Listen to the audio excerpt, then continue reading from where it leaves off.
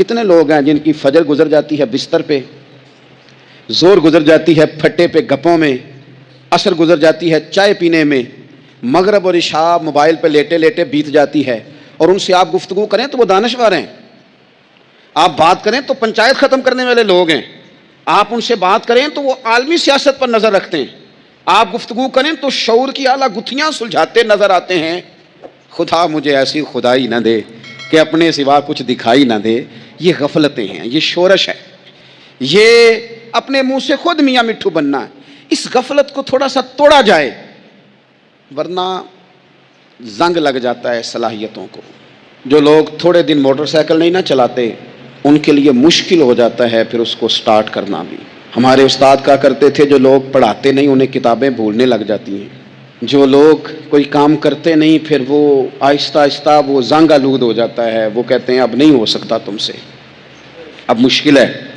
سجنوں، دوستوں، بزرگوں، بھائیوں، جو لوگ شروع میں عبادتوں کے عادی نہیں ہوتے، وقت ضائع کرتے ہیں، بڑھاپے میں دل کرتا ہے توبہ ہو جائے، لیکن اپنے ماتھے کو سجدے کی عادت ہی نہیں ڈالی، یہ جسم جھکنا اس کا عادی نہیں ہوا کہ رب کی بارگاہ میں جھکے، اس کا مزاج ہی نہیں تہجد پڑھنے کا، سارا کچھ ہو جاتا ہے۔ میں نے سیاست کرنے والے، پنچایت ختم کرنے والے، چدراہٹ کرنے والے، وزاداری رکھنے والے راتوں کو تہجد پڑھتے بھی دیکھے ہیں، میں نے قرآن پاک سے پیار کرتے دیکھے ہیں، میں گواہ ہوں بہت سارے لوگوں کا، یہ کام ہو جاتا ہے۔ شرط یہ ہے کہ بندہ اپنی غفلت کی پٹی تھوڑی دیر کے لیے کھولے۔ دوسری بات یہ کہ ہم خوش فہمیوں میں بڑا زندہ ہیں، بڑا زندہ ہیں، بڑا اوہو، یعنی 2 4 5۔ کچھ لوگ کہتے ہیں اللہ کریم بڑا ہے، تو اللہ اگر کریم بڑا ہے نا میرے بھائی، تو نبی پاک صلی اللہ علیہ وسلم نے فرمایا وہ بڑا بیوقوف ہے جو خدا کی رحمت کی امید بھی رکھے اور اللہ کو ناراض بھی کرے، تو بیوقوف بندہ ہے۔ اگر وہ کریم ہے تو پھر تو محبت میں ہی اس کی بات مان، بات تو پھر بھی نہیں مان رہا۔ کچھ لوگ کہتے ہیں نبی پاک صلی اللہ تعالیٰ علیہ وآلہ وسلم شفاعت کریں گے، بھئی ہمارا تو سہارا ہی اس بات پہ ہے، حضور سفارش کریں گے، پر نبی پاک نے درجنوں جگہوں کہا ہے جو میرے طریقے پہ نہ چلے فلیس منا، مجھ سے نہیں۔ حضور نے فرمایا جو بڑے کی توقیر نہ کرے، چھوٹے پہ رحم نہ کرے، وہ مجھ سے نہیں۔ فرمایا جو ملاوٹ کرے وہ ہم میں سے، تو یہ حدیثیں بھی تو یاد رکھو نا۔ شفاعت کی بات انکار نہیں، حضور گناہگاروں کی ہی کریں گے، لیکن یہ حضور نے جو ہمیں اسباق پڑھائے یہ کس لیے پڑھائے؟ یہ بھی تو ہماری سمجھ کے لیے ہے نا۔ یہ ساری چیزیں ہم نے غفلت بنا کے اپنے اوپر اوڑھ لی۔ اور پھر سب سے بڑی بات یہ، جو لوگ جنت کے وارث اور مالک ہیں نا، کریم محبوب نے فرمایا یہ جو میری بیٹی فاطمہ ہے جنتی عورتوں کی سردار ہے، تو یہ تو جنت کی مالکہ اور وارثہ ہیں، وہ تو ساری رات ہی نماز پڑھتی تھی، تو سارا دن عبادت کرتی تھی، پاک سب سے زیادہ تو ان کو تھا، تو یہ تو 1 منٹ کے لیے مصلی سے جدا نہیں ہوئے۔ اور جنہوں نے صرف امید لگائی ہے، کوئی ان کے پاس ڈگری نہیں، وہ بن کے بیٹھ گئے ہیں، وہ کہتے ہیں جناب جنت، مطلب ہم جسے کہیں گے معاذ اللہ وہ جائے گا، دوسرے کو جانے دیتے ہیں۔ اپنی زندگی میں خوش فہمیاں نہ لائیں، یہ غفلت پیدا کرتی ہیں۔ غفلت بڑی خطرناک چیز کا نام ہے، جب بندہ غافل ہو جاتا ہے۔ میں آپ سے ایک بات عرض کروں، حضرت عبداللہ ابن مسعود فرماتے ہیں کہ مومن رائی کے دانے کے برابر غلطی ہو جائے تو اسے لگتا ہے میرے سر پہ پہاڑ کھڑا ہے، اور فرمایا جو منافق ہوتا ہے نا وہ پہاڑ کے برابر گناہ کر کے کہتا ہے بات ہی کوئی نہیں، فلانا بھی کرتا ہے، یہ بھی کرتا ہے، ساری دنیا کر رہی۔ یہ نفاق کی علامت ہے، اگرچہ بعض نے اسے نفاق عملی کہا، اعتقادی نہیں کہا۔ عزیز دوست، جب آپ چھوٹی گناہ چھوٹی غلطی کرتے ہیں تو پھر وہ چھوٹی چھوٹی غلطیاں پہاڑ بنتی ہیں، چھوٹی چھوٹی۔ وہ حضور نے فرمایا نا جب تو ایک گناہ کرتا ہے تو تیرے دل پہ ایک دھبا لگتا ہے، نہ توبہ کرے تو دوسرا لگتا ہے، نہ کرے تو تیسرا، پھر دل کالا سیاہ ہو جاتا ہے۔ چھوٹی چھوٹی غفلتیں بڑی غفلتوں کو جنم دیتی ہیں، چھوٹی چھوٹی کمزوریاں بڑی کمزوریوں کو لے کے آتی ہیں۔ اسی طرح بخاری مسلم میں حدیث ہے، نبی پاک صلی اللہ تعالیٰ علیہ وسلم نے فرمایا کچھ لوگ کھلم کھلا گناہ کریں گے قیامت کے قریب۔ اعلانیہ، یا رسول اللہ صلی اللہ علیہ وسلم وہ کس طرح؟ تو حضور فرماتے ہیں انہوں نے رات کو غلطی کی تھی، رب نے ان کی غلطی پر پردہ ڈال دیا، انہوں نے سویرے اٹھ کے خود لوگوں کو بتانا شروع کیا، اور دیکھا میں نے رات یہ کیا معاذ اللہ۔ فرمایا جب انہوں نے اللہ کے پردے کو کھولا تو پھر رب نے بھی ان کا پردہ کھول دیا۔ او میرے دوستو بتاؤ نا، جس کے رب پردے کھول دے پھر کون ہے جو اس کی پردہ داری کرے؟ کون ہے جو پردہ پوشی کرے؟ حضور فرماتے ہیں اس نے کلم کلا گناہ، فخر سے بتاتے ہیں لوگ یہ کرتا۔ میں بڑے ادب سے عرض کروں گا بزرگوں کی خدمت میں جو بڑی عمر کے ہیں، جن کی اب اولادیں ہیں، اگر ان کی زندگی میں کچھ ایسی کمزوریاں ہیں تو بچوں کو سمجھانے کے لیے بھی اس کو ڈسکس نہ کریں۔ ہم یہ کرتے تھے، ہم یہ کرتے تھے، اس کا کوئی فائدہ نہیں، یہ ہم کر کے دیکھا ہے سارا کچھ۔ نہ نہ نہ نہ، جس طرح گناہ ہے اس طرح گناہ کا اظہار بھی گناہ ہے۔ آپ ڈبل جرم کر رہے ہیں، آپ دلیر کر رہے ہیں سامنے والے کو کہ تو بھی کر، خیر ہے۔ بلکہ ایک نوجوان مجھے ایک دفعہ کہنے لگا جی ابا جی کہتے ہیں میں نے 35 سال یہ کام کیا ہے، یہ سب غلط ہے۔ تو میں نے ابا جی سے کہا چلو 15 کو سال مجھے بھی کر لینے دو، پھر میں بھی توبہ کر لوں گا۔ یہ ہم لوگوں کو دعوت دے رہے ہیں کہ غلط کام کرو۔ قرآن مجید کو آپ دیکھیں گے نا، سورہ یاسین کے اندر یہ بھلا کفر کیوں ہوتا تھا، منافقت کیسے پیدا ہوتی تھی، بت پرستی کیسے عام ہوتی تھی، دنیا کے اندر ستارہ پرست، سورج پرست، چاند کی پوجا کرنے والے یہ لوگ کیسے پیدا ہوتے تھے؟ غفلت کی وجہ سے۔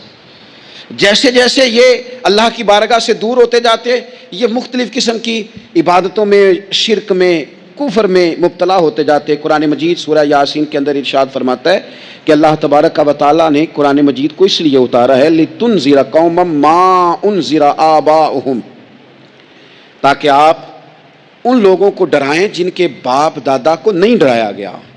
اور نتیجہ کیا ہوا؟ فَهُمْ غَافِلُونَ، وہ لوگ غفلت میں چلے گئے، ڈرایا نہیں گیا، سمجھایا نہیں گیا، کسی نے سبق نہیں پڑھایا۔ تو میں آپ سب سے گزارش کروں گا کہ خیر کی بات بتاتے رہیں، خیر کی بات کہتے رہیں۔ خیر کی بات جو ہوتی ہے یہ فائدہ کرتی ہے ہمیشہ۔ تو غفلتیں اپنی دور کرنی چاہیے۔ دوسرا یہ ہوتا ہے، ایک تو انسان جب وہ دور ہو جاتا ہے چھوٹے چھوٹے گناہ کر کے تو غفلت آتی ہے۔ دوسرا قرآن پاک نے ایک اور مقام پر اس کا ذکر فرمایا ہے، وہ اس طرح فرمایا ہے کہ جو انسان کی پیاری چیزیں ہیں نا بعض اوقات، جن سے وہ لگاؤ پیدا کر لیتا ہے، جن سے محبت اس کی بڑھ جاتی ہے، وہ چیزیں بھی غفلت پیدا کرتی ہیں۔ ان میں 2 چیزوں کا تو قرآن پاک نے نام لے کے ذکر کیا ہے۔ ویسے وہ ڈھیر ساری چیزیں ہیں، 1 2 3 نہیں۔ سیاست بھی بندے کو غافل کرتی ہے، دوستوں کی کثرت بھی بندے کو غافل کرتی ہے، کھیل تماشا بھی غافل کرتا ہے، پیسے زیادہ آنے لگ جائیں تو وہ بھی بندے کو غافل کرتے ہیں، تعریف کرنے والے زیادہ ہو جائیں تو وہ بھی غفلت میں مبتلا کر دیتے ہیں۔ بندہ کسی کرسی پہ بیٹھ جائے تو پھر بھی ادھر ادھر دیکھنے کو تیار نہیں ہوتا۔ یہ ساری چیزیں غافل کرتی ہیں، لیکن 2 چیزوں کا نام لیا قرآن پاک نے، فرمایا یا ایھا الذین آمنوا لا تلھکم اموالکم ولا اولادکم عن ذکر اللہ۔ فرمایا اے ایمان والو، کہیں ایسا نہ ہو کہ تمہاری اولاد اور تمہارا مال تمہیں اللہ کی یاد سے غافل کر دے۔ مال اور اولاد، بیوی کو، اولاد کو ایک مقام پہ قرآن پاک نے دشمن بھی کہا ہے۔ کب؟ جب یہ تمہیں کہیں کہ حرام کما کے لاؤ، جب یہ تمہیں کہیں کہ ہمیں جس طرح کا مرضی مال دو، جب یہ تمہیں کہیں ناجائز کرو، یہ دشمنی کر رہے ہیں تمہارے ساتھ۔ یہ مال اور اولاد یہ بندے کو غافل کر دیتے ہیں۔ کاروبار کرنا، مال کمانا، بچے پالنا، یہ ایک جزء ہے زندگی کا، یہ کل زندگی نہیں۔ کل زندگی تو یہ ہے کہ آپ نے دین کے لیے کیا کیا، ملت کے لیے کیا کیا، ملک کے لیے کیا کیا، غریب کے لیے کیا کیا۔ کبھی کسی بندے نے جھونپڑیوں والوں سے پوچھا ہے کہ بارشوں میں تمہارا کیا حال ہوتا ہے؟ وہ کچی آبادیاں جہاں سے گزر کے ہم اپنے بچوں کو دکھاتے ہیں کہ یہ دیکھو یہ پرانے مکان سارے اسی طرح کے ہوتے تھے، کبھی ان لوگوں سے آپ نے پوچھا ہے جو ساری رات چھتوں کے نیچے بالٹیاں رکھ کے وقت گزارتے ہیں کہ چھت ٹپکتی ہے؟ ان سے پوچھا ہے کہ رات بچے سو پائے تھے کہ نہیں؟ اچھا جی بارش ہو رہی ہے تو پھر ہم نے کیا کرنا تھا؟ ہم نے گھر والوں کو پکوڑوں کا آرڈر دینا تھا، وہ وقت پہ دیا۔ ہم نے کہا تھا کوکنگ آج اپنی۔ یہ کب ہوتا ہے؟ جب قومیں غافل ہو جاتی ہیں مال میں، مزوں میں، اپنی ذاتی زندگی کے پیچ و تاب میں، پھر وہ اتر کر دائیں بائیں دیکھنا پسند نہیں کرتی۔ اللہ فرماتے ہیں مال اور اولاد کہیں تمہیں اللہ سے غافل نہ کر دے، کہیں ایسا نہ کر بیٹھنا کہ تم اس میں الجھ جاؤ پوری طرح اور تمہیں صرف اور صرف اپنے بچے یاد رہ جائیں۔ تجارت کرنی چاہیے، لیکن ہم تجارت نہیں کرتے، بانی تاجر جاتے ہیں، ہر چیز کو تجارت کی نظر سے دیکھتے ہیں۔ ڈاکٹر آپ بنے لیکن زندگی بھی ساری ہی آپ ڈاکٹر بن کے نہ گزاریں، آپ کے کچھ اور تعلقات بھی ہیں، کچھ اور رشتے بھی، ان پر بھی تھوڑا غور کر لیں۔ غفلتیں تیزی سے آتی ہیں اور وہ آ کر کے ہمارے اوپر حاوی ہو جاتی ہیں۔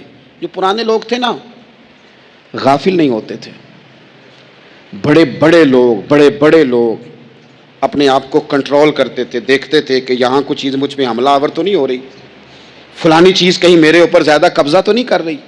وہ پھر ان چیزوں سے اپنے آپ کو بچاتے تھے۔ نفسانی خواہشات کا غلبہ یا دوستوں کی تعریفیں یا ادھر ادھر کی چیزیں، وہ اپنے آپ کو تیزی سے اس سے بچاتے. اس رستے سے اجتناب کرو جو رستہ غفلت لاتا ہے، جو رستہ تکلیف میں مبتلا کرتا ہے. جو دم غافل سو دم کافر. سانو تے مرشد ہوئی پڑھایا ہو، ہمیں تو یہ سبق دیا گیا. مجھے کہہ لینے دیں، ہم میں سے ڈھیر سارے لوگ ہیں، پلٹ کر اپنی زندگی دیکھیں، اپنے آپ پر غور کریں، تو ہم اتنے قابل تھے کہ شاید ہمیں کوئی اپنے دروازے پر چوکیدار بھی نہ رکھتا، لیکن جب اس نے نواز دیا تو ہمارے لہجے ہی بدل گئے، ہمارا انداز ہی کچھ اور ہو گیا. شاید کوئی ہم سے سلام بھی نہ لیتا، لیکن جب اللہ نے نواز دیا تو لفظ اور جملوں کے اندر پھر ہمارے وہ رنگ آ گیا جو نہیں ہونا چاہیے تھا. کیوں؟ کہ مال آیا تو غفلت لایا. حضرت عمر فاروق کے زمانے میں جب مال آتا تھا تو وہ رویا کرتے تھے، فرماتے تھے یہاں جی آتا ہے وہاں غفلت بھی آتی. اپنی زندگی سے غفلت کا پردہ اٹھائیں. سو رہے ہیں سارے جاگ جائیں، وقت تیزی سے گزر رہا ہے، بے قابو ہو گیا، ہم سے نہیں سنبھالا جاتا. ٹائم کب دن چڑھتا ہے کچھ پتہ نہیں چلتا، شام ہو جاتی ہے ڈھیروں کام رہ جاتے ہیں. کئی لوگ تھے جن کا ارادہ تھا کہ پرسوں سے میں نے مسجد آنا ہے، میں نے نیک ہو جانا ہے، وہ نہیں آئے، موت ہی آئی. حضرت اسرائیل ہی آئے، بڑا پیار کیا فلانے نے، او ہو جی، بڑا ہی رو رہے تھے اس کے بچے. پھر کیا قبر پہ بیٹھے رہتے ہیں سارا دن؟ پھر کیا کیا انہوں نے بچوں نے؟ کسی نے کہا میں نے ساتھ جانا ہے؟ نتیجہ کیا نکلا؟ پیار کس بات کا تھا؟ حضرت عبداللہ ابن مبارک کا آخری وقت تھا تو اماں رو رہی، بہن رو رہی، بھائی رو رہے ہیں، بیوی رو رہی، بچے رو رہے ہیں، آخری ٹائم ہے. تو اماں سے کہنے لگے روتی کیوں ہو؟ کہنے لگی پتر بیٹے تو اور بھی ہیں پر جس طرح دوائی تو لا کے دیتا تھا کوئی بھی نہیں دیتا. فرمانے لگے بہنوں سے اور بھائیوں سے تم کیوں روتے ہو؟ کہنے لگے تو موجود تھا تو ہمیں کوئی ڈر نہیں تھا، ہر مشکل میں تو پہنچ جاتا تھا. بچوں کی طرف دیکھ کے کہو تم کیوں روتے ہو؟ وہ کہنے لگے ابا جی ابھی تو ہمارے بیاہ ہونے تھے اور آپ جا رہے ہیں. بیوی سے کہا تو وہ کہنے لگی بادشاہی تو تیرے سر پہ تھی، یہ بچے پوچھیں گے مجھے؟ تو حضرت عبداللہ ابن مبارک نے سر سجدے میں رکھا اور کہنے لگے مالک میں سمجھ رہا تھا یہ مجھے رو رہے ہیں، یہ تو اپنی ضرورتوں کو رو رہے ہیں. میرا خیال تھا کہ میرے جانے کا انہیں ڈر لگا ہوا. نہ ان سب کو تو اپنا اپنا مسئلہ ہے کہ میرا کیا بنے گا تو میرا کیا بنے گا تو میرا کیا بنے گا. پھر کھول کے روئے اور سب کی طرف دیکھ کے کہنے لگے اور تمہارا تو مسئلہ پیچھے حل ہو ہی جائے گا، اکٹھے بیٹھے ہو، میں سوچ رہا ہوں قبر میں جاؤں گا تو میرا کیا بنے گا. رب کی بارگاہ میں حاضر ہونا ہے، سوال جواب ہونے ہیں، حساب دینا ہے. وہ مجھ سے کڑے سوالات پوچھے گا تو کتنا لئی تو پاپ کمائے، دس نہ ان کتھے نہیں ہو تیرے کر دے، بلا ان کو تیرے حصے کا حساب. میرے عزیز غفلت کی بکل کھول دینی چاہیے، وہ دروازہ بند کریں جہاں سے غفلت آتی ہے. خدا را کوئی نہیں، آپ یقین کریں رسمی دعائیں رہ گئی ہیں، رسمی. 2 موبائل ہاتھ میں پکڑے ہوتے ہیں، کل کے ٹائم پتر نے 2 موبائل اور 2 موبائل پکڑ کے وہ کہہ رہا ہوتا ہے مولوی صاحب بات دعا 5 منٹ اور لمبی کر دینا، دیگ میں ذرا دیر ہے. وہ تو ادھر بیٹھو، چھوڑ دیگ کو، تیرا تو باپ چلا گیا، رو بیٹھ کے مصلے پہ، مالک سے کہہ اسے معاف کر دے. اور تو آج ہی افسر بن گیا ہے، تیرے لہجے میں آج ہی کچھ اور آ گیا، تجھے تو 3 دن میں ہر شے بھول گئی، 3 دن میں ہی. تو تیسرے دن اس طرح کے لفظ ادا کر رہا ہے کہ جن سے محسوس ہوتا ہے کوئی 2-4 دن بھی کوئی کہیں بیٹھ کے دعا کرتا ہے. اپنی غفلت کا دروازہ کھولیں، ورنہ اکثر آنکھیں تب کھلتی ہیں جب آنکھیں بند ہونے کا ٹائم آ جائے. ایک بات صرف اپنی زندگی میں طاری کر لیں، اس کو بھولے نہیں کبھی، اپنا حساب خود کریں. جس طرح ہم پیسے سارے دوستوں کے ساتھ ساری چیزیں ٹھیک ہیں، لیکن اگر ذاتی پیسے گننے ہوں تو وہ اندر سے لوگ دروازہ بند کر کے اپنے بال بچوں کے ساتھ گنتے ہیں، ان میں لوگوں کی شراکت داری پسند نہیں کرتے، چونکہ ذاتی مسئلہ ہے. اور ٹھیک ہے بات، بھائی کسی کا ذاتی مسئلہ ہے وہ ٹھیک کر رہا ہے جو بھی کر رہا ہے. اس طرح جو ہمارے ذاتی معاملات ہیں نا، روحانی معاملات، اپنی نمازوں کا حساب کریں، اپنی گفتگو کا حساب کریں، اپنی سوچوں کا حساب کریں، حلال کھا رہے ہیں حرام کھا رہے ہیں خود حساب کریں، اکیلے بیٹھ کے حساب کریں، جان چھوڑائیں تھوڑی دیر موبائل سے، تنہا بیٹھ کے تھوڑی دیر مراقبہ کریں، خدا کی نعمت کتنی ہے، جواب میں شکر ہمارا کتنا، اس کا حساب کریں، اپنا حساب کریں. اور حضرت عمر فاروق کا وہ جملہ یاد رکھیں، فرمایا کرتے تھے اپنا حساب کر لو اس سے پہلے کہ تمہارا حساب کیا جائے. یہ نہ ہو کہ پھر رب رسول حساب کریں اور تمہارے لیے مشکل ہو جائے. اپنا حساب کریں. زندگی کے معاملات میں جتنی غفلتیں ہیں وہ مطلب میرے ابا جی کہا کرتے تھے پتر چھال مار کے نکلو بسترے چوں. تو وہ تھوڑا سا نا ایک دفعہ چھلانگ لگا کے باہر آئے اور پہلا قطرہ ہی بننا ہوتا ہے بارش کا اور کچھ بھی نہیں ہوتا. پہلا قطرہ بن جائیں, نکل آئیں, توڑ دیں وہ سارے بت جو ہمیں غفلت میں مبتلا کرتے ہیں. زندگی میں فیصلے جلدی کر لینے چاہیے. ہم فیصلے نہیں کر پاتے اور ٹائم ہمارے جانے کا آ جاتا ہے. وقت وہ ایک نوجوان ایک دفعہ لکھا تھا کہ میں نے اپنے گھر والوں سے کہا کہ اب میں نے داڑھی رکھنی ہے اور کچھ میں نے عبادات کی طرف سفر کرنا ہے. تو میری والدہ کہنے لگیں کہ پتر اجے ٹائم نہیں. تو کہتے ہیں میری اماں اسکول ٹیچر تھی, پڑھی لکھی تھی. میں نے کاغذ قلم لا کے والدہ کو دیا. میں نے کہا اماں مجھے آپ وہ ٹائم بتا دیں جو نیک ہونے کا ہے, میں پھر اس ٹائم ہی شروع کر لوں گا. تو کہتے ہیں میری اماں نے کاغذ قلم دیکھا اور میرا اندر کا جذبہ دیکھا تو ماں تھی نا رو ہی پڑی. کہنے لگی پتر رکھ تو میں تیرے لیے دعا کروں گی, اللہ تیری مدد کرے گا. تو ٹائم تو آ گیا ہے, وقت تو قریب ہے. اللہ فرماتے ہیں اقترب للناس حسابهم وهم فی غفلۃ معرضون. بس اس آیت کا ترجمہ کبھی نہ بھولنا. رب فرماتا ہے لوگوں کے حساب کا وقت قریب آ گیا ہے اور وہ ابھی بھی غفلت میں منہ پھیرے ہوئے ہیں. میرے نبی کریم سید عالم نے سیدھا ہاتھ پکڑا ہوا ہے جناب ابو بکر صدیق کا اور دوسرے ہاتھ میں پکڑا ہوا ہے سیدنا فاروق اعظم کا ہاتھ. تو مسجد سے باہر نکل کے جب آئے نا حضور یوں کر کے جیسے بادلوں کے بیچ سے سورج نہیں کبھی نکل کے آتا اور کبھی چاند نہیں اچانک چمکتا تو وہ چھا جاتا ہے. حضور مسجد سے نکلے تو صحابہ کہتے ہیں دل خوش ہو گئے حضور کا چہرہ دیکھ کے. اور جب ہم خوش ہو رہے تھے نا تو حضور نے فرمایا میری اور ان کی رفاقت کو یہاں تک نہ سمجھنا. یہ جامع ترمذی میں موجود ہے. فرمایا یہاں تک نہ سمجھنا. فرمایا یہ جس طرح میں نے آج ان کا ہاتھ پکڑا ہے اور میں نکلا ہوں نا, جب میں قبر سے نکلوں گا پھر بھی میرا یہی طریقہ ہوگا. یارو اپنی روحانی زندگی کے اندر اس بات کا ضرور خیال فرمائیں کہ ایسا تو نہیں کہ ہمارا مزاج بوجھ بنتا ہے, ہماری طبیعت بوجھ بنتی ہے. کچھ بندے ایسے ہوتے ہیں جن سے بندہ وہ کہتے ہیں جانا ہے بسم اللہ جی جاؤ, اور کچھ بندے ایسے ہوتے ہیں جو جانے لگے تو بندہ ان سے کہتا ہے اتنی بھی جلدی کیا ہے, ذرا ٹھہر جائیے, ٹھہرے ذرا تھوڑا رک جاؤ. یار چلے جانا, چل تو مغرب کے بعد چلے جائیں. اور یار میرا دل تو نہیں کر رہا پر چل تو عشاء وقت چلا جائیں. وہ یار آپ بات کو سمجھے. کہا حضور نے یہ رفاقت جو یہاں ہے یہ یہاں تک نہیں, بلکہ فرمایا جب میں قبر سے نکل کے محشر کے میدان میں آؤں گا تو پھر بھی سیدھے ہاتھ میں ابو بکر صدیق کا ہی ہاتھ ہوگا, پھر بھی اس ہاتھ میں فاروق اعظم کا ہاتھ ہی ہوگا. اللہ کے رسول صلی اللہ علیہ وسلم کے ساتھ ان کا جو خاص معاملہ تھا. اور پھر ایک اور بات, اگر آپ کسی کے ساتھ رہتے ہیں تو پھر اس کا عکس بھی آپ میں نظر آنا چاہیے. آپ کو بتانا نہ پڑے, آپ کو بتانا نہ پڑے کہ میں کس کا مرید ہوں, کس کے پاس رہتا ہوں, کس سے میرا تعلق ہے. خوشبو جو ہوتی ہے نا وہ بتاتی نہیں اپنا آپ, خوشبو بتایا نہیں کرتی, خوشبو آیا کرتی ہے. خوشبو کا کام ہے آ جانا, اسے کبھی بول کے بتانا اسے نہیں بتانا پڑتا. آپ کے لفظ بتائیں گے, آپ کی ترتیب بتائے گی, آپ کا مزاج بتائے گا, آپ کے ساتھ وارفتگی. ایک ہمارے بڑے بہترین شاعر ہیں, میں کبھی کبھی دوستوں سے بات ہوتی ہے تو میں ان کو کہتا ہوں اللہ سلامت رکھے آپ کو. تو کئی دفعہ کچھ جملے زبان پہ زیادہ چڑھ جاتے ہیں. تو ایک بچہ میرے ساتھ ہوتا ہے ہمارے درس نظامی کا, وہ طالب علم ہے, اکثر میرے ساتھ ہوتا ہے. تو وہ فون ایک دن آیا تو میں نے اس کو تھما دیا. تو وہ بڑے ادیب قسم کے آدمی ہیں, شاعر ہیں. وہ بچے سے کہا میں نے پیر صاحب سے بات کرنی ہے. تو بچہ کہنے لگا اللہ آپ کو سلامت رکھے, حضرت صاحب تو مصروف ہیں. وہ کچھ دنوں کے بعد مجھ سے ملے تو کہنے لگے وہ کاکا تھے میں نے بخاؤ. وہ میں نے کہا جی مسئلہ کیا, خیریت ہے؟ کہنے لگے مجھے لگتا ہے واقعی آپ کے ساتھ رہتا ہے. میں نے کہا کیوں؟ کہنے لگے اس کے تو لفظوں میں بھی وہ باتیں اتر آئی ہیں جو آپ اکثر بیان کرتے ہیں.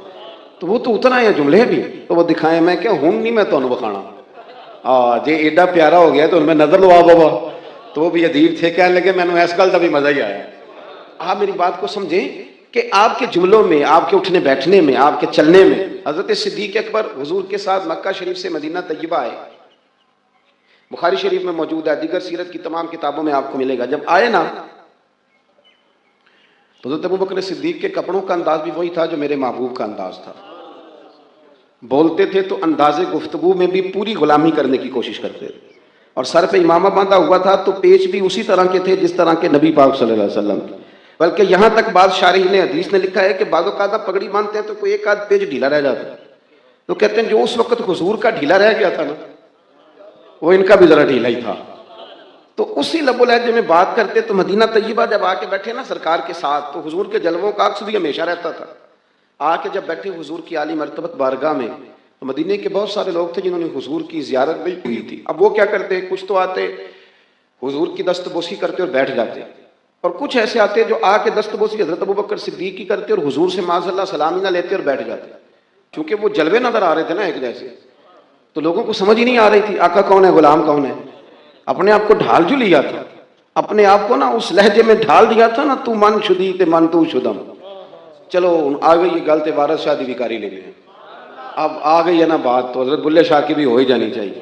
ان درویشوں کا ایک مشترکہ مسئلہ ہے، وہ کہتے ہیں کہ رانجا رانجا کر دی نہیں میں آپ پہ ہی رانجا ہوئے، ان رانجا یاکھن ساریاں میں نے ہیر نہ آکھے کوئی، اور میں رانجے وچ رانجا میں وچ غیر خیال نہ کوئی، کیونکہ رانجا رانجا کر دی نہیں میں ہو جاتا ہے. کیا کریں صبح شام جب ایک کی جو بات کرنی ہو، ایک کی بات کرنی، اسی کے گیت گانے، اسی کے گھر کا ذکر کرنا، اسی کے غلاموں کی بات کرنی، پھر ہو جاتا ہے رانجا رانجا کر دی نہیں میں ہوں آپ پہ ہی رانجا ہو، رانجا یاکھن ساریاں میں نے ہیر نہ آکھے کوئی.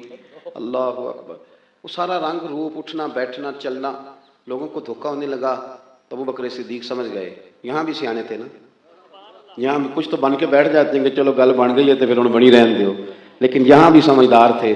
کہنے لگے نا بھائی یہ بات نہیں ٹھیک ہے. اٹھے کندھوں سے چادر اتاری اور رسول کریم کے سر اقدس پر نا یوں کر کے تان دی، گرمی تھی سایہ ہو جائے، بس پتہ چل جائے لوگوں کو کہ سایہ کرنے والا کوئی غلام ہے، اور جن پر چادر تانی جا رہی ہے وہ آقا ہے.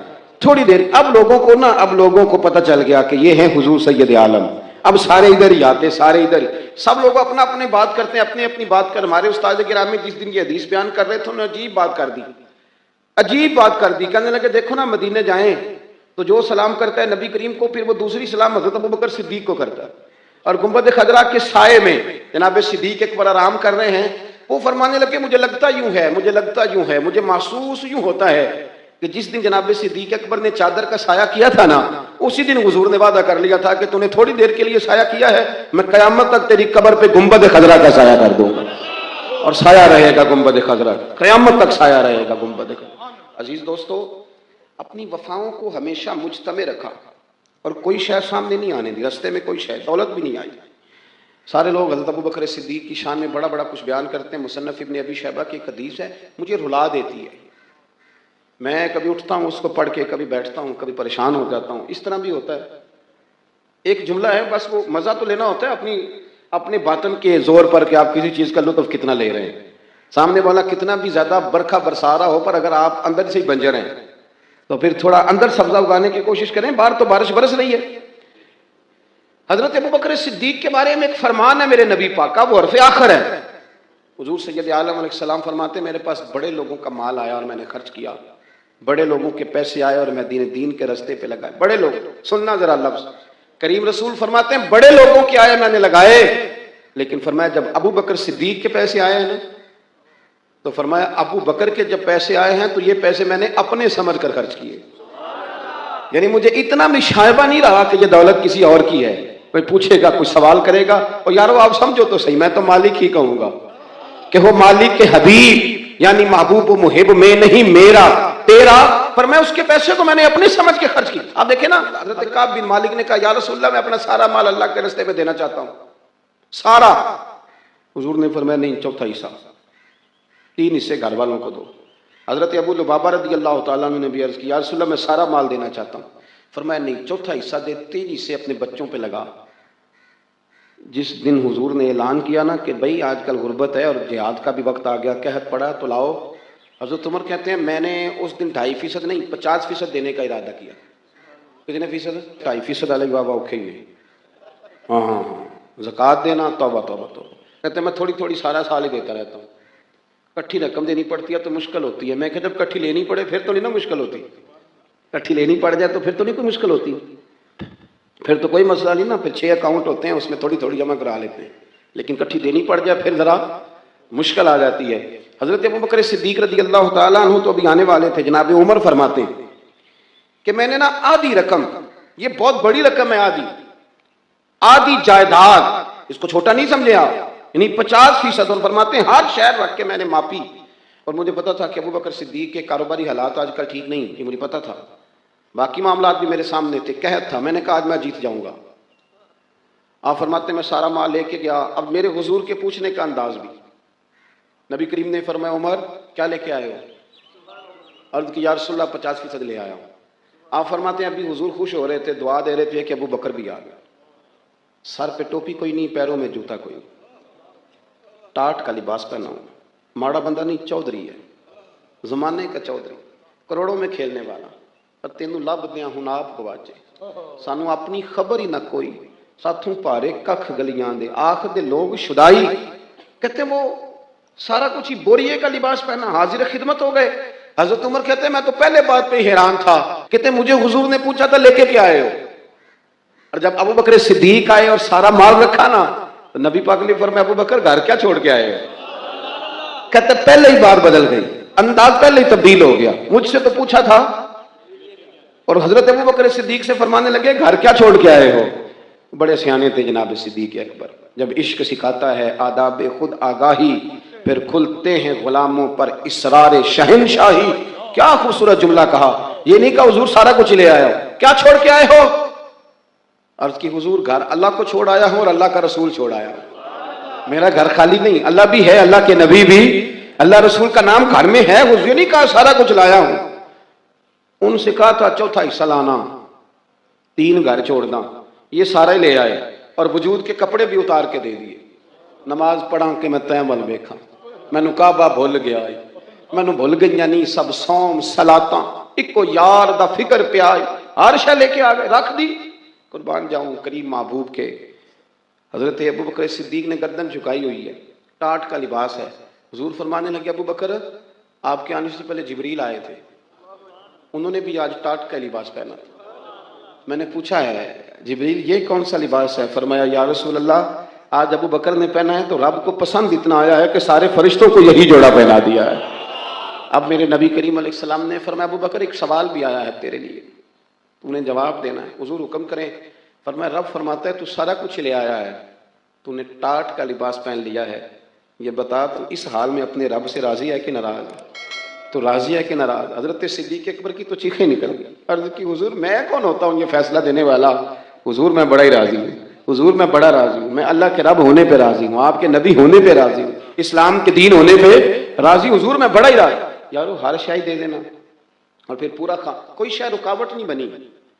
اگر بیٹا آیا بدر میں تلوار لے کے تو ابو بکر صدیق تلوار لے کے سامنے کھڑے ہوئے، اس نے ایک دفعہ کہا ابا جی آپ آ گئے تھے پھر میں نے باپ سمجھ کے چھوڑ دیا، ورنہ میری زد میں تھے، چاہتا تو مار دیتا۔ فرمایا پتر اچھا ہوا تو نہیں میری تلوار کی زد میں آیا، میں تجھے پتر سمجھ کے معاف نہ کرتا بلکہ اپنے محبوب اور دین کا مخالف سمجھ کے قتل کر دیتا۔ والد نے بڑے بڑے اپنے والد کے فرما بردار تھے، تابعدار تھے، بڑے ٹھنڈے تھے، میٹھے تھے، پر ایک دفعہ والد نے حضور کے بارے میں کو بات کی تو ابا کے منہ پہ بھی تھپڑ مار دیا۔ کوئی بندہ نہیں مانتا تھا کہ ابو بکر تھپڑ مار سکتے، کوئی بھی نہیں مانتا، لوگوں کو سمجھ ہی نہیں آ رہی، یہ ہو ہی نہیں سکتا۔ والد نے آ کے شکایت کری ابو بکر نے مجھے مارا ہے، حضور بھی خاموش ہو گئے، تبصرہ نہیں کیا۔ فرمایا بلاؤ نا ابو بکر، سارا بھید حضور جانتے تھے نا، سارا بھید۔ کریم رسول نے بلایا، حاضر خدمت ہوئے، اور جب سامنے آئے تو کھول کے روئے، روتے جا رہے ہیں روتے جا رہے ہیں روتے جا رہے ہیں۔ تو حضور نے فرمایا ابو بکر یہ میں کیا سن رہا ہوں، باپ کو مارا؟ پھر ایک ہچ کی لی، پھر روئے۔ عرض کی سونیا انہیں کہیں تلوار لے کے میرے ٹکڑے ٹکڑے کر دے، میں سی نہیں کروں، ابا کو کہیں خنجر پکڑے میرا گلا کاٹ دے، لیکن ایک بات اسے کہیں خیال رکھے یہ میرے رسول کے بارے میں بات نہ کرے، یہ مجھے مارے، مجھے کاغا اے تن سارا ہی کھائیو تے میرا چن چن کھائیو ماس، پر میرے دو نین نہ کھائیو بینو پیا ملن دیاس، اسے کو کاٹ ڈالے سارا وجود حاضر ہے لیکن آپ کے بارے میں بات نہ کرے۔ اور یا رسول اللہ صلی اللہ علیہ وسلم ایک بات اور ان کو بتا دیں، انہوں نے آج آپ کے بارے میں بات کی ہے تو میرے پاس تلوار نہیں تھی، ورنہ آج خالی تھپڑ نہ مارتا، آج میں باپ کا گلا کاٹتا، اس لیے کہ میرے نزدیک کوئی ایسی چیز نہیں جو میرے اور میرے نبی کے راستے میں آ سکے، میں کوئی چیز ان کے راستے میں حائل نہیں ہونے دوں گا، پھونک دوں گا، ہر چیز کو جلا دوں۔ سیاستہ میں حدیث موجود ہے کہ صحابہ کرام علیہ رضوان فرماتے ہیں کہ ایک جنگ کا موقع تھا تو وہ رستے بڑے سخت تھے، دشوار گزار گھاٹیاں تھیں، بڑی مشکل سے ہم نے وہ راہیں طے کی، ہمیں لگا کہ اس جہاد پر ہمیں بہت اجر ملے گا، اور پھر ہمارے دلوں میں یہ بھی خیال آتا تھا کہ فلاں فلاں فلاں فلاں تو صحابی آئے نہیں، وہ تو گھر میں رہے۔ اللہ کے محبوب صلی اللہ تعالیٰ علیہ وسلم نے ہمارے ان خیالات کو بھانپا اور کریم فرمانے لگے تمہیں اس جہاد پر بڑا اجر ملے گا، لیکن یاد رکھنا تمہارے کچھ بھائی ہیں جو گھروں میں بیٹھے ہیں، مجبوریوں نے، آزمائشوں نے، پریشانیوں نے، عذر نے انہیں آنے نہیں دیا۔ جتنا تمہیں صبر کر کے، مشقت جھیل کے، سفر کر کے جہاد کا ثواب ملے گا، اتنا ہی انہیں گھر بیٹھے بیٹھے بھی ثواب ملے گا۔ آئے نہیں، یہ کس بندے کا معاملہ ہے؟ جو عذر والا ہے۔ اور اگر کسی کے اجتہاد میں غفلت ہو گئی، حضرت کعب بن مالک رضی اللہ تعالیٰ، یہ بھی صحیح بخاری میں، کل چلا جاؤں گا، حضور تو جہاد پہ چلے گئے لیکن اجتہاد میں غفلت ہو گئی، کل چلا جاؤں گا، پرسوں جاؤں گا، ترسوں، فرماتے ہیں میں جا ہی نہیں سکا، حضور واپس آ گئے۔ جن منافقوں نے جھوٹ بولے جا کے کہ یہ مسئلہ ہو گیا تھا، یہ مسئلہ ہو گیا تھا، ان کو تو مل گئی معافی، لیکن میں چونکہ مخلصین میں سے تھا خدا کے فضل سے، اور ہو گئی تھی غفلت، 50 دن نبی کریم مجھ سے ناراض رہے۔ 50 دن اللہ کے لیے کہ تو رب کے راستے میں جہاد کرنے نہیں آیا، 50 دن حضور ناراض رہے۔ فرماتے تھے مدینے کی گلیاں میری تھیں، سب میرے اپنے تھے، پر کریم جو ناراض تھے تو کوئی پھر سلام بھی نہیں لیتا تھا۔ مجھے یوں لگتا تھا کہ مجھے دیکھ کر ہوائیں اور فضائیں بھی رستے بدل جاتی ہیں۔ 50 دن میں مسجد میں آتا تھا، جب میں چہرہ ادھر کرتا تو حضور مجھے دیکھتے، اور جب میں حضور کو دیکھتا تو کریم چہرہ بدل لیتے، میں ویکھاں تے یار نہ ویکھے، تے جدوں نہ ویکھاں ادوں ویکھے، ایڈے نصیب کتھوں تتڑی دے میرے وچ ویکھن دے ویکھے، غلام فریدہ بوئے یار دے مرنا ہے پاویں ویکھے یا نہ ویکھے۔ ختم ہو گئی بات۔ حضرت کعب بن مالک کہتے ہیں 50 دن کے بعد پھر رب کریم نے میری توبہ قبول کی، اور مدینے والے رسول نے اعلان فرمایا جو عذر کی وجہ سے نہیں جا سکے، مجبوری سے، انہیں گھر بیٹھے بیٹھے ثواب ہے، لیکن جن کے اجتہاد میں غفلت ہوئی، سمجھنے میں غفلت ہوئی، کل پرسوں ترسوں چلے جائیں گے، ان سے 50 دنوں کی ناراضگی ہے۔ ایک ہوتی ہے انسان کی مجبوری، معذوری، عذر، ایک ہوتی ہے اس کی لاپرواہی۔ ان دونوں چیزوں میں زمین و آسمان کا فرق ہے۔ یہ جو لاپرواہی ہوتی ہے یہ کسی بھی شخص سے منسلک ساری چیزوں کو ہی خراب کر دیتی ہے۔ آپ نے ایک چھوٹا سا پودا بھی اگر لگایا ہے اور آپ لاپرواہی کا مظاہرہ کرتے ہیں تو وہ خشک ہو جائے گا۔ تے جے مالی جیندے ہون تو پھر بوٹے سکدے نہیں۔ اگر آپ اس کی پرواہ کرتے ہیں، اس پر توجہ دیتے ہیں، تو اس کی نشو و نما ہوگی، وہ آگے بڑھے گا، وہ ترقی کرے گا، وہ ایک تناور درخت بن جائے گا۔ جس چیز کی بھی آپ پرواہ نہیں کرتے، آپ اپنی صحت کی ہی اگر پرواہ نہیں کرتے، آپ نے کبھی نہیں دیکھا کہ یہ کھانا جس ہوٹل سے میں کھا رہا ہوں یہ کوئی معیاری ہے یا بالکل غیر معیاری ہے، آپ نے کبھی پرواہ نہیں کی کہ مجھے کوئی اپنی خوراک کا وقت مقرر کرنا چاہیے اور مرتب طریقے سے مجھے غذا لینی چاہیے، تو آپ بیمار ہو جائیں گے۔ لاپرواہی آپ کسی چیز کی بھی کریں، غفلت آپ کسی چیز پر بھی کریں، بات کو شخص آپ کو سمجھا رہا ہوتا ہے، آپ کو گھر والے کوئی بات کہہ رہے ہوتے ہیں، لیکن چونکہ آپ غیر حاضر ہیں، لاپرواہی سے سن رہے ہیں، غفلت سے سن رہے ہیں، تو آپ کو پوچھنا پڑتا ہے کیا کہا تھا آپ نے؟ کیوں بھلا یہ ہوتا ہے کہ آپ غفلت میں تھے؟ یہ جو غفلت ہے نا، غفلت یہ بڑی نقصان دہ چیز ہے۔ یہ انسان سے تعلق رکھنے والی ہر چیز کا برا حال کر دیتی ہے۔ ہم نہ تو اب کمزور ہیں، نہ ان پڑھ ہیں، نہ چھوٹے ہیں، نہ جدید دور کے تقاضوں سے ہم نا آشنا ہیں۔ کسی شخص سے بھی آپ گفتگو کریں گے تو اللہ کے فضل سے وہ ڈھیر ساری چیزوں کا ادراک رکھتا ہے، سمجھ رکھتا ہے، شعور رکھتا ہے۔ وہ آپ کے ساتھ جب گفتگو کرتا ہے تو محسوس ہوتا ہے کہ وہ ساری چیزوں کو سمجھ رہا ہے، خطرات سے بھی آگاہ ہے، خوشخبریوں سے بھی آگاہ ہے، آنے والے وقت میں کون سی چیزیں نقصان کا باعث بن رہی ہیں اور کون سے پھول خوشبو دینے جا رہے ہیں، وہ سب چیزوں کو جانتا ہے۔ لیکن اس کے باوجود جو اتنی زیادہ کمزوری امت میں آ گئی ہے، اس قدر زیادہ ٹوٹ پھوٹ کا جو ہم شکار ہیں، تو زیادہ تر مسئلہ ہماری لاپرواہیوں کا ہے، ہم غفلتوں کا شکار ہیں۔ غفلت ایک خوفناک چیز کا نام ہے، یعنی جو بندہ پرواہ نہیں کرتا، توجہ نہیں دیتا، خیال نہیں کرتا اپنی ذمہ داریوں کا، وہ شخص فساد کا باعث بنتا ہے، وہ نقصان کرتا ہے، وہ اذیت ناک حد تک چیزوں کو لے جاتا ہے۔ آپ کو بہرحال پرواہ کرنی پڑتی ہے۔ یہ جس دور میں میں اور آپ ہیں نا، یہ لہو و لعب کا دور ہے، کھیل تماشے کا۔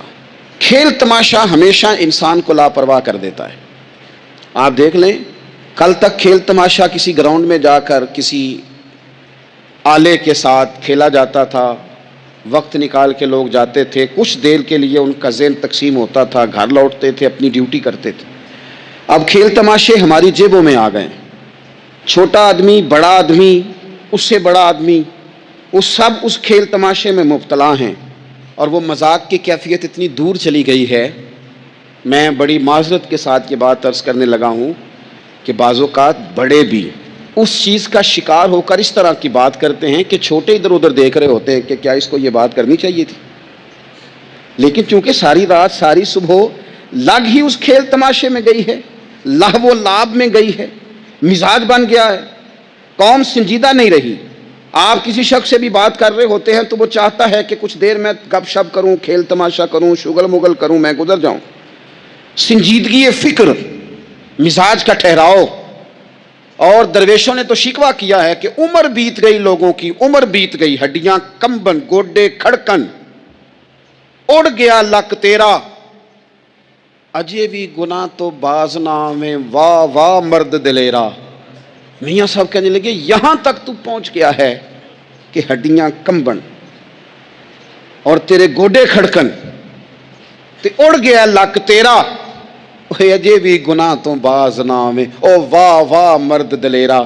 وہ تو اتنا دلیر ہو گیا ہے کہ جب تجھے چاہیے تھا کہ اب ہی تیرے ہاتھ میں استغفار کی تسبیح آتی، اب ہی تجھے سجدے کا ذوق ہوتا۔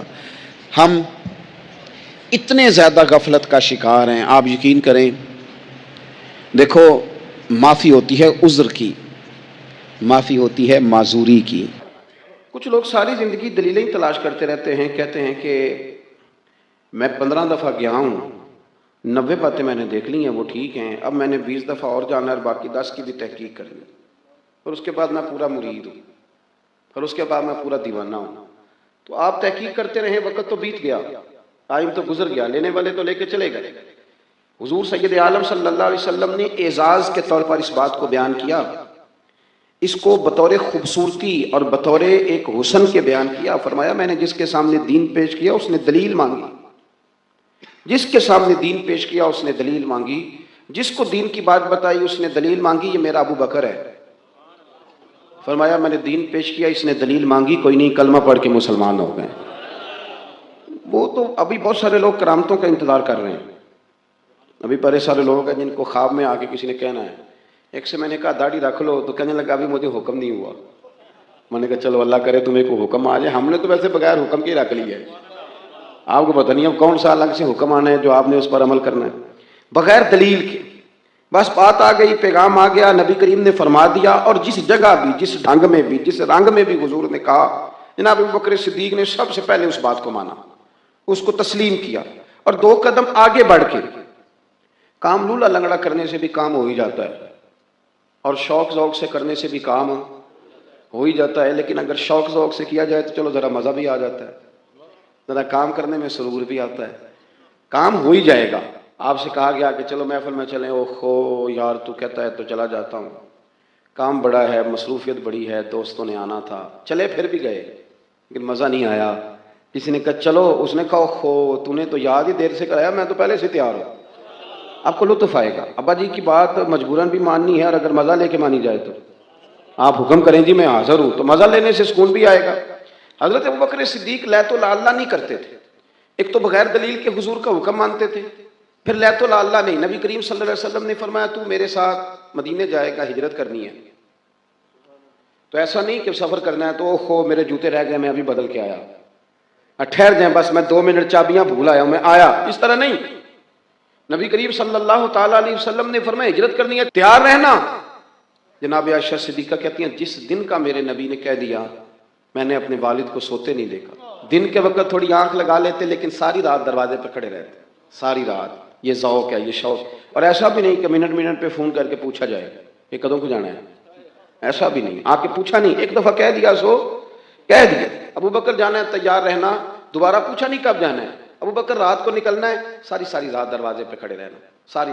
آپ لطف لیں اپنی زندگی کا، پیار کرنا اور کچا پکا کرنا، محبت کرنا اور کچی پکی کرنا، وہ کہہ جو دیا، بات ہو جو گئی، معاملہ طے جو ہو گیا، ایک دفعہ حکم مل جو گیا۔ جس کو بار بار کہنا پڑے اسے تو کہہ کے بندہ کئی دفعہ تنگ ہوتا ہے، یار اتنی دفعہ کہنا پڑا تو فائدہ کیا ہوا؟ کمال تو یہ ہے کہ حکم آ گیا تو بس آ گیا۔ جناب ابو بکر صدیق ساری رات دروازے پہ کھڑے رہتے، یارو ذرا اس مزے کو لے کے تو دیکھنا، اس دن ہجرت کرنی تھی، اللہ کے رسول صلی اللہ علیہ وسلم تشریف لے گئے، حضور نے دستک دینے کے لیے دروازے پہ ہاتھ رکھا تو دروازہ کھلا ہوا تھا۔ اتنی بھی میرے محبوب کو تکلیف نہ ہو کہ میں دروازہ کھولوں، دروازہ کھلا تھا اور دروازے کے پیچھے کھڑے تھے۔ حضور بھی سارا کچھ ہی جانتے ہیں اور امت کو سبق دینے کے لیے فرمایا ابو بکر سوئے نہیں تو رو پڑے۔ عرض کی حضور جس دن حکم دیا تھا اس دن کبھی رات نہیں سویا، کھڑا ہوں بس آپ نے کہا جو تھا جانا ہے، پھر کچی بات پکی باتیں کرنے کا کیا معنی ہو؟ ساری رات کھڑے رہے، ساری رات انتظار۔ اور پھر دیکھو لوگ کہتے ہیں کہ ساتھ رہنے سے نا محبت کم ہو جاتی ہے، زیادہ آنے جانے سے پیار واقعی ہو جاتا ہے، اس میں شک نہیں، قدر کھو دیتا ہے ہر روز کا آنا جانا۔ لیکن یہ بھی اندر کا ہی معاملہ ہے، کچھ کے ساتھ آپ جتنا زیادہ رہتے ہیں اتنی محبت بڑھتی رہتی ہے، عادت پڑ جاتی ہے۔ پھر وہ جس طرح انسان روٹی کی عادت ہو جاتی ہے، اس طرح اسے سونے کی عادت ہو جاتی ہے، اسی طرح کچھ بندوں کی بھی اسے عادت ہی ہو جاتی ہے۔ پھر وہ دائیں بائیں ہوں تو مزہ نہیں آتا۔ کچھ ہوتے ہیں نا جو طبیعت پہ بوجھ بنتے ہیں، جو سنتے نہیں سناتے ہیں، جو کرتے نہیں، کہتے ہیں یہ ہمیں کرا کے دیں، لیکن کچھ کا پتہ ہوتا ہے ساتھ جتنا بھی رہے گا کرے گا غلامی، کرے گا خدمت۔ شاہ ولی اللہ صاحب محدث دہلوی نے لکھا ہے کہ نبی کریم صلی اللہ علیہ وسلم نے ایک دن فرمایا، حضرت انس بن مالک بھی تھے، حضور نے فرمایا لوگوں ذرا وقفے سے ملا کرو محبت بڑھتی ہے، ذرا وقفے سے ملا کرو محبت بڑھتی ہے، وقفے سے۔ تو حضرت ابو بکر صدیق زیادہ تشریحات نہیں پوچھتے تھے، حکم اشارتاً اور کنایتاً بھی ہوتا تو بات کو سمجھ آتے، وقفے سے ملا کرو۔ ان کے کان میں بھی بات گئی، 3 نمازوں میں آئے نہیں، آئے تو پیچھے پڑھ کے چلے گئے، ظہر اثر مغرب ہو گئی۔ حضور نے ظہر کے بعد بھی پوچھا، انس ابو بکر نہیں آئے؟ ظہر کے بعد بھی پوچھا، ابو بکر جلدی چلے گئے؟ مغرب ذرا غور تو کرنا، ذرا اس کا ذائقہ تو لینا۔ تیسری دفعہ پھر پوچھا، ابو بکر صدیق یار یہ کیا بات ہوئی کہ تیرے ساتھ کوئی بندہ ملنے سے ہاتھ کترائے، یہ کہنے کے کہ فلانے کا نخرہ بڑا ہے، تو ذرا اپنا ہی تربیت صحیح کر لے، یہ بات کہنے کو کہ فلانا مجھے منہ نہیں لگاتا، تو منہ بنائی اس طرح کا کہ لگایا جا سکے۔ سامنے والے پہ طنز کرنا آسان ہے لیکن اپنی تربیت کرنا مشکل ہے۔ اپنی ٹریننگ کریں، دیکھیں بڑے سارے لوگ ہوتے ہیں جن کو بندہ کہتا ہے یار کبھی مل جایا کرو، مثل تعویذ ہوتے ہیں کچھ لوگ، وہ جب بھی ملتے ہیں شفا ہوتی ہے، لیکن بوجھ بننا طبیعت پہ۔ 3 نمازیں گزر گئی، ملاقات نہیں ہوئی۔ کریم محبوب صلی اللہ علیہ وسلم نے تیسری دفعہ پوچھا تو حضرت انس کہتے ہیں میں پہنچ گیا، میں نے جا کے ابو بکر صدیق سے کہا کہاں گھوم رہے ہیں آپ، 3 دفعہ حضور پوچھ چکے۔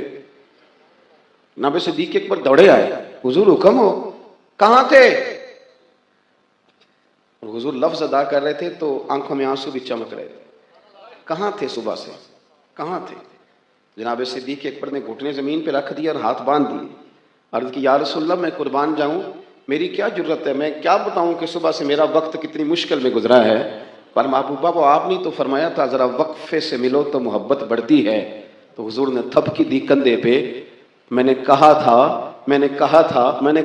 پر تجھے تو نہیں نہ کہا تھا، وہ میں نے کہا تھا لوگوں سے، وہ تھے کچھ لوگ جن سے کہا تھا، پر ابو بکر تجھے تو نہیں نہ کہا تھا، تو نہ جایا کر یار، تو رہا کر، تو رہتا ہے تو طبیعت لگی رہتی، تو رہتا ہے تو بات بنی رہتی ہے، تیرا یہاں رہنا قرار دیتا ہے بعض اوقات۔ یار اس طرح کا وفادار آدمی، اس طرح کا رنگ، اس طرح کا مزاج، حضور فرمائے تو نہ جایا کر۔ ایک بستی میں ایک نوجوان رہتا تھا، نوجوان محنتی بھی تھا، نیک بھی، لیکن ایک کمی ہمیشہ اسے پریشان کرتی تھی، وہ فجر کی نماز کے لیے اٹھ نہیں پاتا تھا، رات کو سوتا، الارم لگاتا، لیکن صبح ہونے تک نیند اسے جکڑے رکھتی۔ ایک دن اس کے پڑوس کے ایک بزرگ نے اسے نصیحت دی، بیٹا فجر کی نماز صرف ایک نماز نہیں، یہ اللہ کا خاص انعام ہے، اس کا پابند بن جاؤ، برکتیں خود تمہارے قدم چومیں گی۔ یہ بات اس کے دل میں اتر گئی۔ پہلا موڑ، ایک عجیب سپنا۔ اس رات اسے ایک عجیب سپنا دکھائی دیتا ہے، وہ خود کو ایک اندھیری گھاٹی میں کھڑا دیکھتا ہے، اچانک دور سے اذان کی نورانی آواز آتی ہے، سکون دیتی ہوئی، دل کو چھونے والی۔ جیسے ہی وہ اس آواز کی طرف بڑھتا ہے، अंधेरा कम होने लगता है। वह चौंक कर जाग जाता है। बाहर अभी भी रात का अंधेरा होता है, लेकिन वही अजान की आवाज हकीकत में भी गूंज रही होती है। उसका दिल कांप उठता है। वह उठता है, वुजू करता है और जिंदगी में पहली बार आसानी से फजर की नमाज अदा कर लेता है। दूसरा मोड़, बरकतें शुरू। उस दिन उसके दिल में अजीब सा सुकून होता है। काम पर जाते ही चीजें आसान होने लगती हैं। जो काम दिन भर में मुश्किल होते थे, वही कुछ मिनटों में पूरे हो जाते हैं। रोजी में बरकत, दिल में खुशी और चेहरे पर एक खास नूर महसूस होता है। बुजुर्ग फिर मुस्कुराकर कहते हैं, फजर का नूर वही समझ सकता है जो इसे पकड़ ले। तीसरा मोड़, इम्तिहान। लेकिन हर अच्छे काम की तरह इसका इम्तिहान भी आता है। कुछ दिनों बाद सर्दी बढ़ जाती है, नींद गहरी हो जाती है और एक दिन वह फिर फजर की नमाज मिस कर देता है। पूरा दिन बेचैनी में गुजरता है, न दिल को आराम, न काम में बरकत। उसके चेहरे का नूर भी हल्का पड़ जाता है। उसे एहसास होता है कि फजर की नमाज सिर्फ एक इबादत नहीं, बल्कि दिल की रोशनी है। उस रात वह रो रो कर दुआ करता है, या अल्लाह, मुझे फजर का पाबंद बना दे, मुझे उन लोगों में शामिल कर ले जिन्हें तू पसंद करता है। आखिर अल्लाह की रहमत अगली ही सुबह बिना अलार्म के अचानक उसके कानों में फिर वही अजान की आवाज गूंजती है। वह बिना देर किए उठता है, वुजू करता है और नमाज अदा करता है। उस दिन से उसकी जिंदगी बदल जाती है। अब वह हर दिन फजर की नमाज का पाबंद हो चुका है। उसके काम में बरकत, दिल में सुकून और पूरे दिन में एक अजीब सी रोशनी बनी रहती है। कहानी का मकसद सिर्फ इतना है, जो फजर को पकड़ लेता है, अल्लाह उसकी जिंदगी में नूर, बरकत और हिफाजत भर देता है।